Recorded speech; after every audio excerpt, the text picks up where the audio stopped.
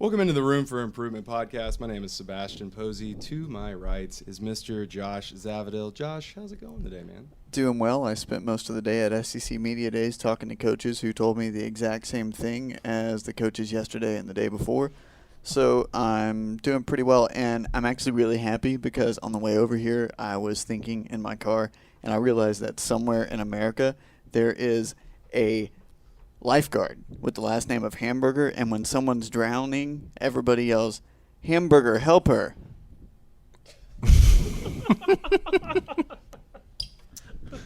Yeah, that's my co-host. Wow. Yeah. That's why I don't ask him how he's doing very often. Safety first. Luckily for you listeners, it's not just the two of us, especially after that. We do have two guests with us today. We have Chris Davis, who is returning to us. He was on the show recently. Chris? Repeat offender. Yay. Woo! And with him, he's not a repeat offender, but hey, we're not going to hold it against him. It's Mike Cunliffe. Hello. This is a lovely room. It is. Why, thank you. Wall Thank you to for wall. complimenting our room for improvement. I see what I did there. See. No. We got Chris, we got Mike here. They are members of the comedy group Ugly Baby. You can see them all around Birmingham. And why we have them here today, you may be asking, which is a weird thing to ask to a podcast because I can't technically answer you, seeing as it's already been recorded.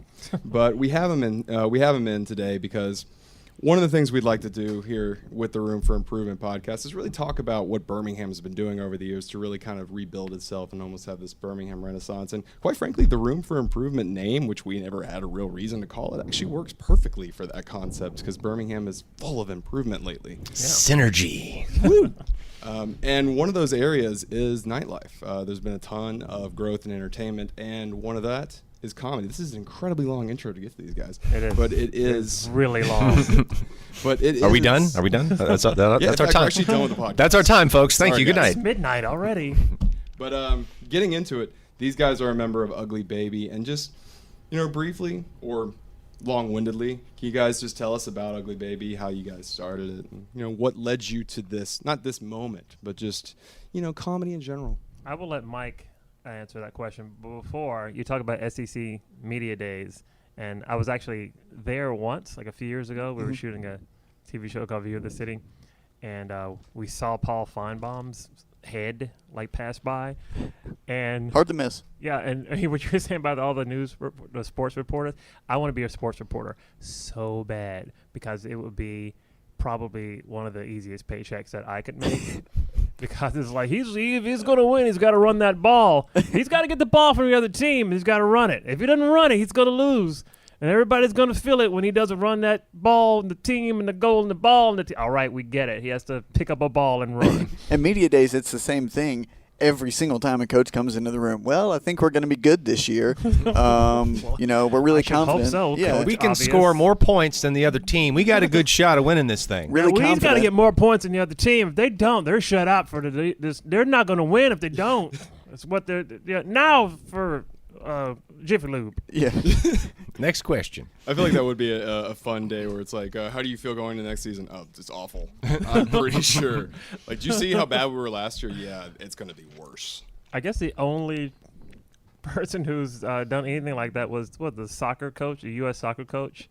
How do you think you're going to do it? We're probably going to lose. it's not going to work very well. Have you seen them play? They're not good. They are They're so not. bad. So bad. No, even the sneakers. I have am no ashamed. comment on it. I am ashamed. But you were asking Michael a question about Ugly Baby. Was there? Oh, yes, there was a question. How did Ugly Baby get started? Well, Chris and I, we both have come from different comedy backgrounds, but we have both in our past done improv comedy. I did a lot of theater when I was in college, and I know Chris has done stand-up as well.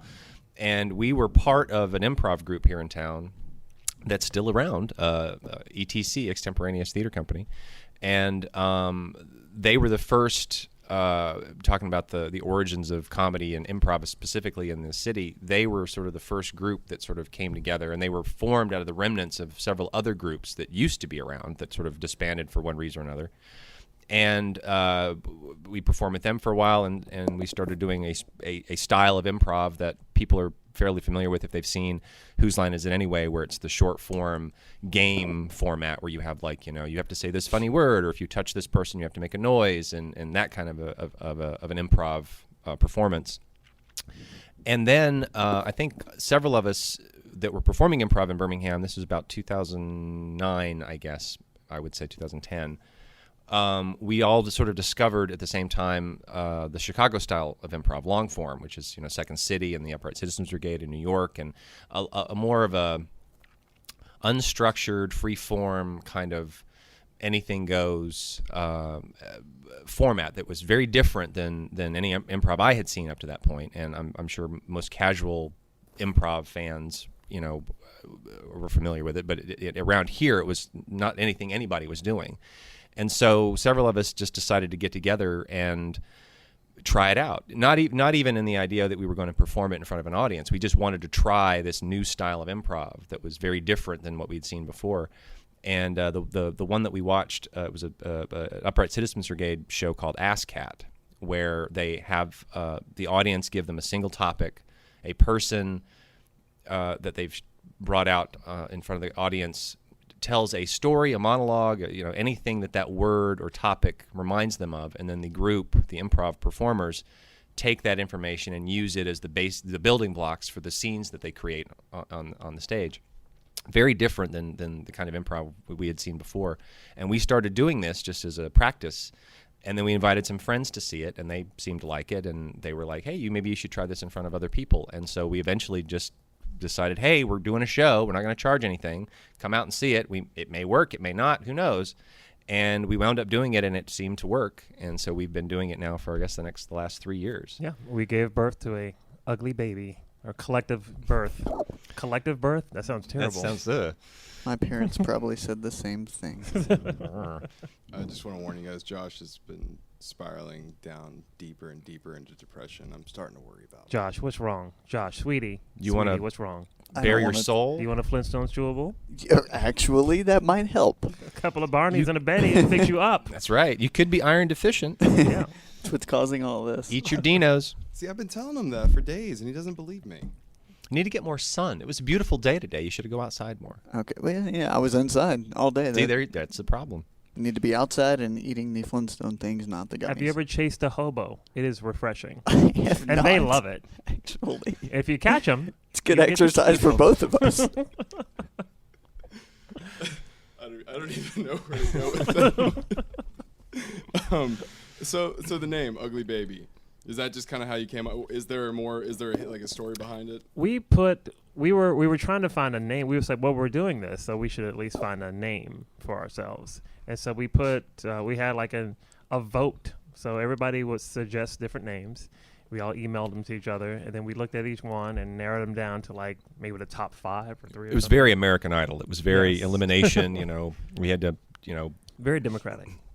Democratic. And there was a lot of punching. Yes. But Also like American Idol. Exactly. A lot of tears. A lot of you just don't know me. I'll be back next year, and they don't understand talent. But but we made lists, and we just sort of like kind of passed them back and forth. And honestly, we've talked about this in the group. I don't remember who came up with Ugly Baby, or if it was 2 different group names that sort of blended together. I think maybe there was. I think Angry Baby was in there. Angry Baby. There was a couple of others that were.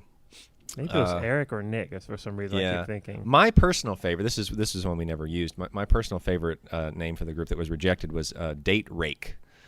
Rake, which is funny, but horrible. But horrible at the same time. That one got Rake, yeah, like garden. Yes, like gardening rake. We should be clear. I about voted that. against that one. I'm and, so glad my vote counts. And for good reason. Unlike any other time in America. But Ugly Baby was just sort of it just seemed to encapsulate kind of what we are, what we do, and it just was real simple and funny, and it just kind of stuck. So we became Ugly Baby. Yeah. And so how many guys? Because you're a bit of a rotating stable now, I feel like. So how many guys started it then? It was myself, Chris, Nick, Eric, and Jamel, Yeah. That was it. The five of us, and then over time we've added other people that have come through. That Callie Malden, who's in it. Tim Childers, who recently moved to Los Angeles. Jacob Simmons, who moved to Chicago about a year or so ago. And we've had different people, but right now, and Brian Barrett, who used to teach at UCB in New York and now lives here. He joined the group about a year or so into our existence, and he's actually brought a lot to the table because he's actually legit. I mean, he knows what he's doing. He took classes, and a lot of the training, if you want to call it that, for us was just performing in other improv groups and reading about it and watching improv shows and just learning on our own. Without the formal structure of classes, which is what you find in most cities that have an improv scene. There's usually one or two places that have lessons or classes you can take, and you have to try out to be in different shows. We have a luxury here in Birmingham in the fact that even though now there's more groups doing this kind of thing, there's still a small number of them, or a small enough number that it's you have the opportunity to perform a lot more. Bigger cities like New York and Atlanta and Austin that have improv scenes, there's only, there's theaters that do it, but there's different teams and they only get to perform for like 20 minutes a night and things like that. And so we've been fortunate that when we perform, our shows are like an hour and a half, and, we can perform, pretty much as much as we would want. Our regular lives sort of get in the way of some of the shows we'd like to do, but for the most part, we've just been fortunate enough to be able to do this and not have to fight our way to get to do it, I guess. So you talked about you had a couple people come on throughout the years. But I'm sorry. Go ahead. Continue. Oh no, but I mean the tricky thing about it, sort of in the same vein, is that one of the things about our group that's, I wouldn't say unique, but just different in terms of a lot of other cities, is a lot of the members of the group are older than you would normally find. Most improv troupes that I've been around are all guys in their 20s. All right, I'm old. Okay, I'm the oldest one too. But that's not to say we're not very funny. But there's just, it seems there's not a younger group of people that are, I mean, I guess there are now with some of the other groups, but it's not as big of a scene as it would be in, towns that have colleges that have improv teams and stuff like that. Not a bunch of whippersnappers on our stage is what we're saying. It's mature improv comedy.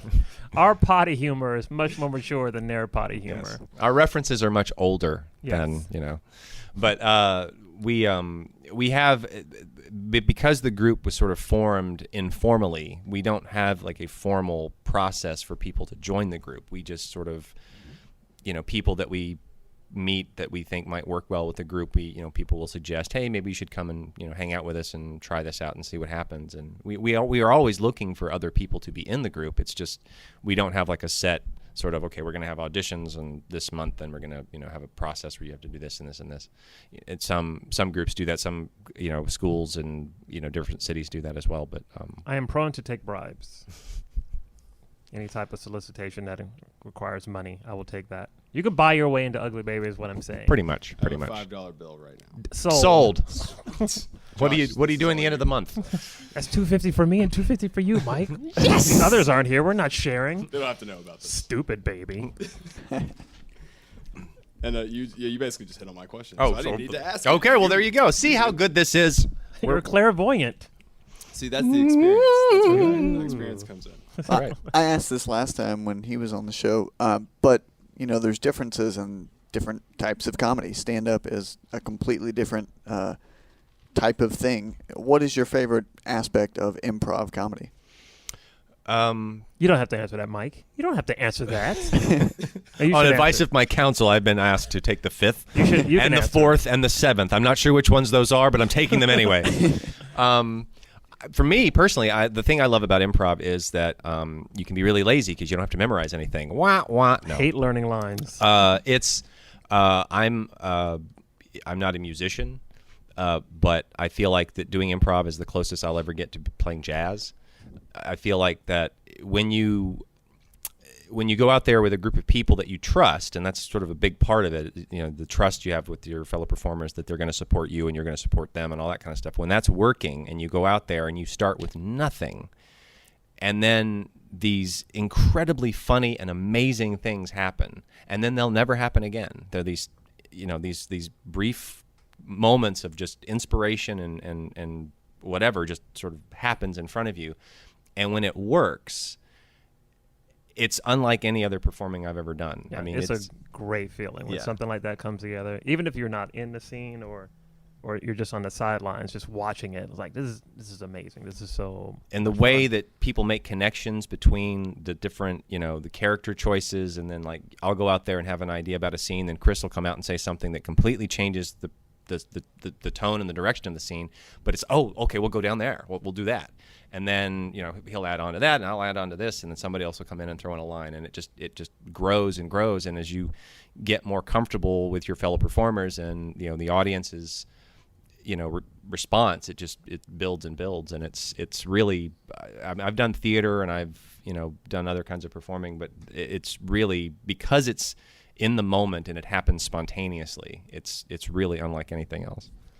You hit on it a little bit, and one of the things that always interests me when I watch you guys and when I watch other improv is that little moments. You guys get your topic, kind of the angle you're gonna go with. Like let's say it's I don't know, like Amish first dates. And, I love Amish.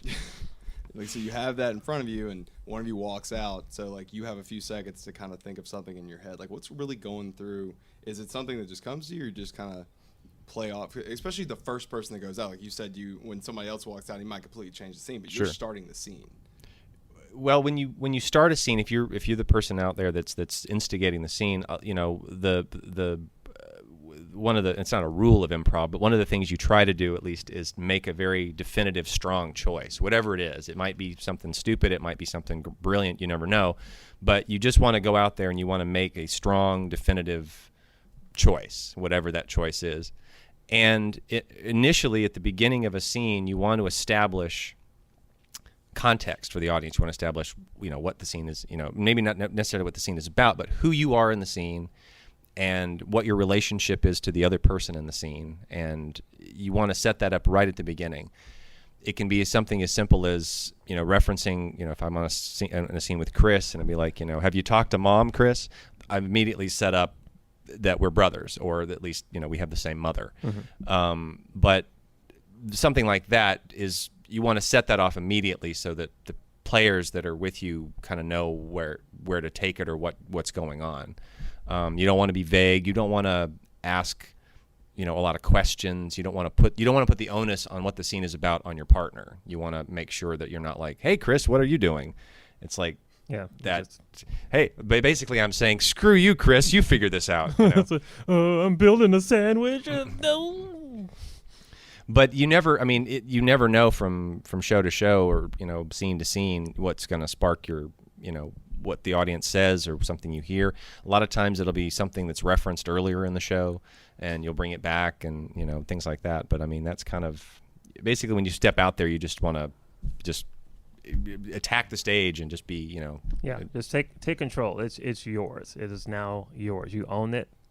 It's all yours. And I think a lot of people they don't know that some of their favorite actors and actresses are involved in it as well. I know like Nick Kroll, Paul Scheer. Yeah. I know Amy Poehler was early on in her career. She was really big into it. And I didn't know that for the longest time, but I didn't realize how large it is of a scene, both in, I guess, Los Angeles and in Chicago. Yeah, like the early cast of Saturday Night Live up until now. It's like these are all people from the Groundlings and Second City. Mm-hmm. They were all immersed in improv. They just came from improv and they use those skills, and you can really see them sometimes, especially on SNL.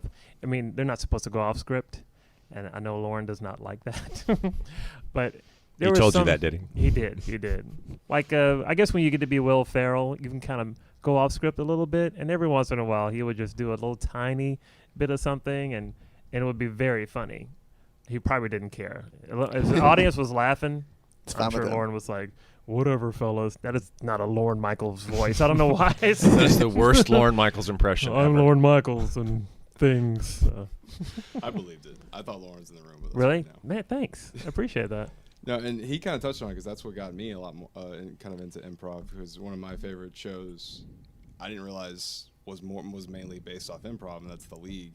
Oh yeah, yeah. Yeah, when I found out that basically most of their scenes are literally just they know where they're supposed to go, and the rest of it's just kind of. Oh, so I didn't even know that they were improving. Yeah, it's funny you mentioned that because I started watching that show. So silly. I've caught up to like the 4th season now, but I started watching it, and I know I can't remember the actor's name who plays one of the lead guys, the lead guy, I guess, the single guy. Mark Dunlap. Yeah. Mark Dunlap. Duplass. Mark Duplass. He's a filmmaker as well, and a lot of his films are improvised. He's sort of one of the pioneers of what they call the mumblecore movement, and a lot of that. Like in like people like Larry David with Curb Your Enthusiasm, that show is done very much the same way. They don't have a full script. All the mockumentaries of Christopher Guest, like Waiting for Guffman and Best in Show, all those are improvised as well. They have outlines, but they don't have like definitive lines of whatever. And improv, got its start in the 50s and 60s in Chicago with Second City, and then it sort of moved to these other areas. And like UCB, Upright Citizens Brigade, that was Amy Poehler actually founded that school or that group with the other members of that group, and they moved from Chicago to New York and opened up the school there, and so they brought that Chicago style to New York, and then the Groundlings in Los Angeles and places like that. And a lot of the people that are superstars of comedy now, came up through that kind of training. And it's for comedy especially, it's so beneficial, I guess, to have that kind of skill set, because you can roll with anything. You're not having to depend on joke, scripted. They have a lot of flexibility, and it just the way that comedy has changed over the years, it's become a much more. It's unusual now if you find somebody that's doing comedy that has not done improv. It's rare that it seems to go the other way now. I think it makes you more natural on stage and when you're acting, because when you're doing improv, you're going to be very natural because you're this character who, it seems like you've been this character forever. Even if it's an old person, a young person, man or woman, you're just, this is my character, so it's coming from me. So of course, like a writer, write what you know. So you improv what you know or what you can fake. And I think that helps when you're doing scripted work. So you just fall into that character. You create that character. It just feels very natural for me. Again, I'm very lazy and don't like scripts. So. And speaking of writing, this is what they call a segue. Ooh. It's a segue. There's a scooter. Segue. Yeah, you want to write that down? No, I don't actually. SEGWAYE, I believe That's the one. That's how you pronounce. Yes, I'm not very good. I don't want to say spelling. yes or no because I don't know. So I don't No, that's That's the one you That's wrote. the one. completely That's the wrong. one. That's the one that's going to quote change transportation as we know it. Yes. Unquote. Give I it think time. I think it was on the on the brochures. What's they master steps? World domination. But you're talking about the character, and I've seen a couple of your shows, and you kind of every once in a while you kind of fall into certain characters that you tend to do every once in a while. Do you find that? Do you kind of like find these voices or these kind of characters that aren't really fully characters because you're doing scenes, but in a way they're kind of a character that you can always fall back on? Do you have kind of something that you do that with? Sometimes I know I do sometimes, and every once in a while it's just, okay, this is a gruff character, so this sounds like a different gruff character. Is this a different gruff character than last month, but it's still gruff? It's like, hey, you kids, get out of my yard. It's like, are you done with those blintzes? They're waiting. It's just two different characters, but it's that same voice. I have a couple of characters. I don't think some people like to improvise with a particular character. I have some characters, some stock characters, but I still improvise with them. So every once in a while, just like one or two. I have a lot of voices that I repeat or use a lot. I have one or two characters, like I think like Chris said, that I'll pull out every once in a while. There's a lawyer character I've done before, and a couple of other, like the governor, things like that. Your agent, Murray Leinster. Who's shown up in short films I've made and things like that. But it's Murray Leinster here. It's basically just Mo from The Simpsons. It's really. But I think that not necessarily fully formed characters get repeated, but I feel like that different vocal tones give you a place to start. It's a good place to sort of, okay, well, like he said, well, this character is kind of a dumb character, so I'll just do a surfer voice, dude, whatever, because that kind of conveys that attitude more so than this is a character that's got this voice versus just kind of using it as a starting place to go. But yeah, but you also want to be careful not to fall into that trap too much. You don't want to become one note. You want to But I think also too with in what Chris was saying earlier about when you're doing a scene and you're in doing a voice or whatever like that, you want to stay in the moment. You want to stay whatever the reality of the scene is that's been established. You might be on the moon, you might be in a cheese factory, wherever. You want to commit to that. And the voice helps you find that place in that world. It's okay, well, this is sort of a place where I can start very quickly. You can just sort of, okay, well, this is the voice I'm going to use, and I don't have to think about it anymore. Yeah. But you don't want to. You do want to continually be improving and stuff. And there's things you can do that I've learned that the way your posture on stage affects your body language and how your voice sounds, and that can lead to interesting different characters and different choices. If you lead with different parts of your body, you can find different ways to bring a new character to life just through your body language versus your voice. So it's all just made up anyway. Yeah, it's make believe, like Mr. Rogers said. Mr. Rogers is said make that right. believe? No. Mr. Rogers is real. What? Mike. What? No. What? He's Mind land shattering. Of make believe. No, Mike. He's real. It's okay.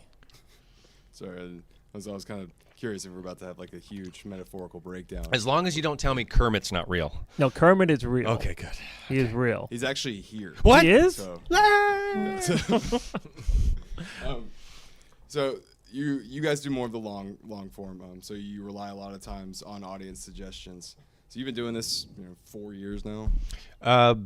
Yeah, well, as Ugly Baby, probably about 3 years as Ugly Baby. But then I've been doing improv since 2002-ish, I would guess. There was a brief couple years there where I didn't do any. I've been doing it since 2000. Yeah. Foolishly, I have not stopped. Hey, if you enjoy it, why stop? Hey, right? That's the Like sort of thing chasing you hobos. I Yeah. told you, Josh. Cheer yourself up. See, it all comes back around. I'm pretty sure I saw him Googling that. So, Hobo chasers tonight on CBS. no, Catch it. Or them. Us? I don't know. I had a thought. I'm going to call into work late on Friday. Yeah. He's going to be like, what are you doing? Well, I'm taking a shower. I was out chasing hobos. If you guys get rich off of a show called Hobo Chasers and I do not get a cut, I'm going to be very miffed. Oh, don't worry. There'll be a credit for you. Like, Okay. Somewhere on it. With you guys getting so many suggestions now for over the years, is there kind of like a category or something that you like when you get something in this style, you're like, yes, like whether it be a person or a movie or something like that? Well, I would say there are things that we don't want to get. I was gonna go there, but if you want to start, that's always the more fun question. Well, the thing We'll try to keep it PG. PG. Well, you get a lot of. I think that one of the things that, and this is not a slight against anybody that comes to see our shows, because a lot of times people that come to see our shows, they've never seen improv before. We like to ask people if they've ever seen improv before, and a good time. Most of the time, it's like 50-50, which is always great. More people get to come see improv, but. One of the things I think that, especially people that have never seen improv before, they think that the suggestions they write down have to be quote unquote funny, like they like name a vocal tick, Tourette's, name a location, Walmart, it's like there's these tropes that we find that get repeated over and over again, and people come, they feel like, okay, I've got to give them something funny. In reality, what we love is the most mundane or non sequitur or just completely off the wall thing, rather than for somebody to try to create a funny situation or a funny. Is that making any sense? Yeah, it makes perfect sense. Like the first troupe I was in, the first 2 years we put a moratorium on proctologists. We would say, we need a suggestion, proctologist. All right. After 2 years, it's like, no, we're not taking it. We're just not going to take it. And that's not something you do. It's like when somebody yells out something, you take it. But we felt it was fun and necessary for us to put a moratorium on that word. It's like, give us something else, all right? You lazy so-and-sos. Yeah, there's a couple of other ones that we've gotten that I don't know how to say those words on the air, but we find it more challenging and more fun if something that you would not expect to be funny and we find a way to make it funny. Yeah, less literal and more lateral. It's like if somebody wrote, onions. Well, that's the most boring thing, but then you can use that and create something that goes places you can't even expect. But if you try to make it funny, it sort of kind of falls on its face sometimes. Yeah, Kind of more room to play with it. Then. Yeah, exactly. Yeah. Well, if somebody wanted to give you a suggestion, where would they be able to do that next? Well, if you come out to Avondale Brewing Company in Avondale on July the 29th, Tuesday, July 29th. 8 o'clock. 8 o'clock. We're in the upstairs room at Avondale. For the low price of $4. $4. Cheapest entertainment in town. And that's including chasing hobos. Yes. They have including. a union, and you have to. They do. Strong union, yeah, too. it's weird. Yeah, you can't get nothing done in this town. But yes, come out to Avondale Brewing Company Tuesday the 29th of July at 8 o'clock, and we will make you laugh, hopefully. Yes, even if we have to tickle you. With your permission, of course. And did we mention beer? Yes, there's beer. Avondale's delicious beer is going to be there. There's beer at Avondale Brewing Company? I know, right? Weird. The more you know. Wow. Bing, bing, bong, bing. G.I. Joe. And scene. Thank you. Thank you and good night. Thank you. No, Good if Or good somebody- morning, depending on when you're listening. You're killing me, Chris. Just trying to do my rap. I'm sorry. Please, Sebastian. And if people wanted to find you guys when you're not on the show, say, for instance, on Twitter, where would they locate you? Ugly Baby Improv Comedy on the Twitter and on the Facebooks. You can find us there, and you can follow our hilarious tweets and our semi-regular updates on our Facebook page. But we tend to perform the last week of the month, every month in Birmingham. Does that make sense? Yes. Yeah, the last Wednesday. Last Wednesday is generally There's an event going on, so we'd have to do Tuesday. So Tuesday this month, but usually the last Wednesday. Yes. And then we also, from time to time do other shows and performances around town and different festivals and things. So keep an eye out. But if you go to the Twitters and the Facebooks and all the social media sites, check out our Twitterings and Facebookings. You can find us and find out where we're going to be. Well, we really appreciate having such an ugly baby in the room for improvement. For Josh Zavadil, I am Sebastian Posey. That is Chris Davis, even though you can't tell who I'm pointing to. He's pointing at me. Me? Right now I'm pointing to. Oh, my God. That's so rude. So, again, we appreciate you for listening in on this week's show, and we hope you join us next week for more Room for Improvement.